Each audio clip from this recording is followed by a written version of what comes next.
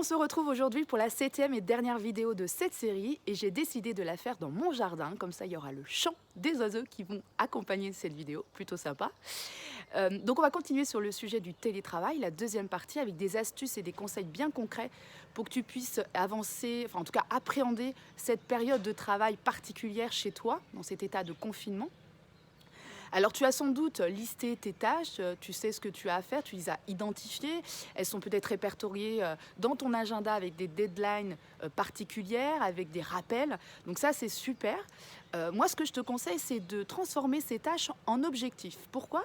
Parce que ça va d'une part te motiver, te discipliner dans cet objectif, mais ça va aussi éviter de t'éparpiller dans des tâches qui n'ont pas d'intérêt pour ton objectif majeur.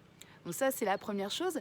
La deuxième chose, c'est dans tes tâches. Si tu as identifié des tâches qui sont trop importantes, eh bien, comme j'ai pu l'évoquer sur les précédentes vidéos, c'est vraiment de les découper en sous-tâches au maximum pour te permettre d'avancer sereinement, mais toujours d'avancer et de ne pas nourrir un sentiment de frustration parce que tu n'as pas réussi à faire la grosse tâche. Ensuite, dans les tâches que tu as donc listées, que tu as identifiées, il faut en ressortir 3 par jour. Pas plus, pas moins. C'est vraiment le chiffre idéal pour te permettre d'être la plus efficace possible et aussi la plus sereine. Et en ressortant ces 3 tâches, vraiment, c'est ce qui permet d'avancer dans ton activité professionnelle, dans ton travail. En fin de journée, ce que je te conseille aussi de faire, c'est justement de faire un bilan, de faire un check-up de ce que tu as fait dans ta journée, dans les 3 tâches que tu as identifiées, et donc de pouvoir programmer la journée d'après et d'identifier les 3 tâches suivantes pour la journée à venir. Donc ça, c'est un autre conseil que je voulais te donner. Une autre chose importante, c'est qu'effectivement, aujourd'hui, on est dans un temps de travail qui est morcelé, qui est limité, réduit par cet état de confinement et par les autres tâches qu'on a à faire pour nos enfants, pour la maison. C'est essayer au maximum de repérer des créneaux où tu sais que tu seras la plus efficace possible, sans pour autant empiéter sur ton temps de sommeil, on est d'accord. Mais essayer de repérer ces créneaux-là au maximum. Et puis, si jamais c'est compliqué et que tu n'as pas un partenaire avec toi qui peut t'aider à te libérer du temps, c'est d'essayer de trouver des activités pour tes enfants notamment, pour qu'ils puissent être calmes, attentifs et que toi, tu puisses te concentrer sur ton travail. La dernière chose qui me semble très importante justement quand on est chez soi, c'est qu'on t'as peut-être plus tes collègues justement, enfin tu n'as plus tes collègues du coup autour de toi, tu n'as peut-être, si tu es indépendante, tu n'as plus cette relation avec ton réseau.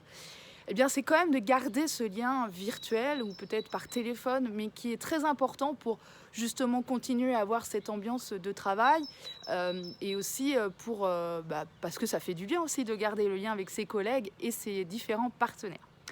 Donc voilà, c'était les choses que je voulais évoquer avec toi aujourd'hui. Donc comme je te le disais en début de cette vidéo, c'est la dernière vidéo de cette série. Si jamais tu veux avoir d'autres conseils sur d'autres thématiques, n'hésite pas à me le faire savoir et je réitérerai cette série de vidéos. Si jamais tu as des questions, tu peux me les laisser en commentaire en dessous de cette vidéo ou bien continuer à me les envoyer par mail et j'y répondrai également par retour de mail. Je te souhaite en tout cas de prendre bien soin de toi dans cet état de confinement. De toute façon, je vais sans doute peut-être te faire d'autres vidéos ou alors des lives, je verrai en fonction de l'actualité et des demandes. Mais en tout cas, prends bien soin de toi, passe un très bon week-end, profite du beau temps et puis bien sûr, reste chez toi pour prendre soin des autres également. Voilà, à très bientôt. Salut, salut!